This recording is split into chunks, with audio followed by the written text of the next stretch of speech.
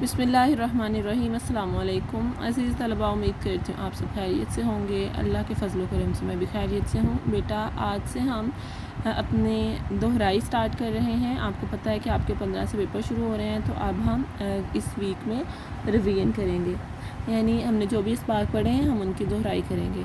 तो बेटा, आज डेट क्या है, तारीख़ है 13 सितंबर 2021 और दिन है पीर। और हमारा सबक क्या है, हमारे सबक का उन्वान है हमद किसे कहते हैं बेटा? ऐसी नज़्म जिसमें अल्लाह ताला की तारीफ़ बयान की जाती है।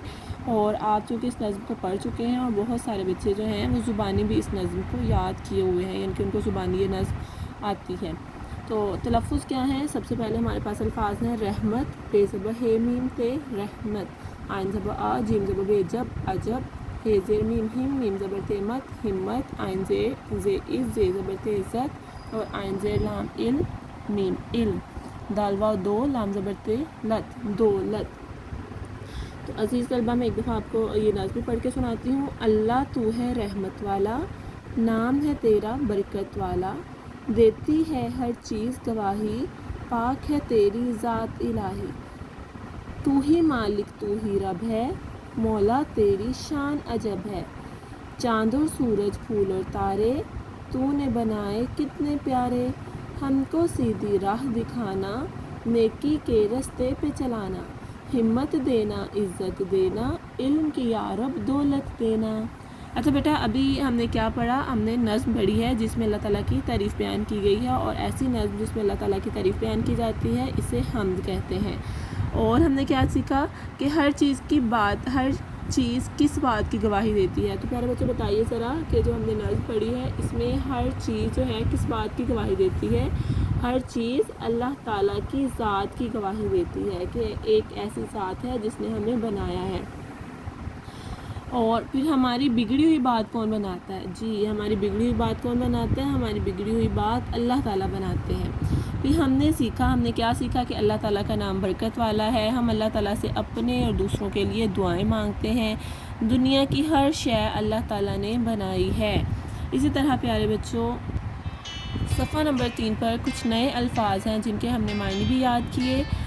पहला लफ्ज़ है बरकत, बरकत के मायने है नेमत का ज़्यादा हो जाना। दूसरा है शान, शान के मायने है मर्तबा। तीसरा गवाही, गवाही के मायने सबूत। चौथा मौला, मौला के मायने है मालिक आका।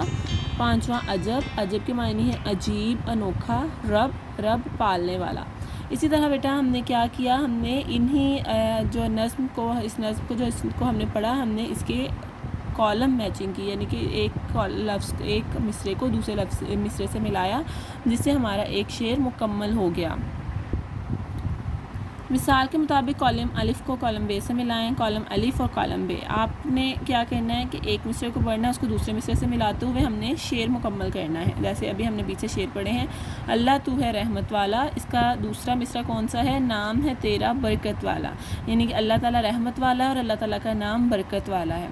फिर देती है हर चीज़ गवाही, पाक है तेरी ज़ात इलाही, कि हर चीज़ गवाही दे रही है। किस चीज़ की गवाही दे रही है? कि अल्लाह ताला की ज़ात पाक है, यानी कि अल्लाह ताला के सिवा कोई इबादत के लायक नहीं है, अल्लाह ताला एक है और हमें उसी की इबादत करनी है।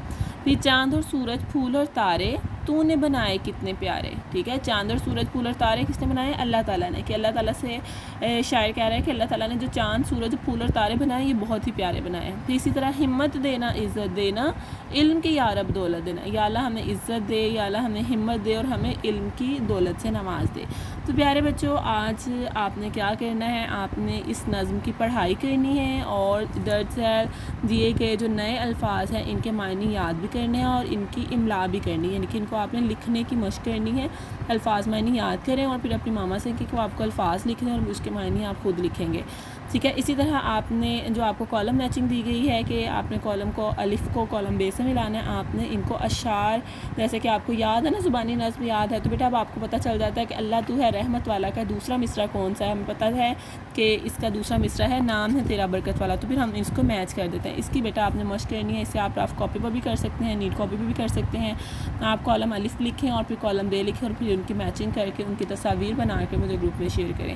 امید کرتی ہوں آپ کو آج کے سبق اچھی طرح سے سمجھ آ چکی ہوگی۔ آپ نے کیا کرنا ہے، الفاظ معنی یاد کرنے ہیں، نظم کی پڑھائی کرنی ہے اور دیے گئے الفاظ کو لکھنے کی مشق کرنی ہے۔ نیز آپ نے کالم میچنگ کرنی ہے، یعنی کہ کالم الف کی مصروں کو کالم بے سے ملانا ہے، جس سے آپ اچھے طریقے سے اپنے پیپر کی تیاری کر سکیں گے۔ امید کرتی ہوں آپ یہ کام اچھے طریقے سے کریں گے۔ اپنا بہت سارا خیال رکھیے۔ اگلے سبق کے ساتھ دوبارہ ملیں گے۔ اللہ حافظ۔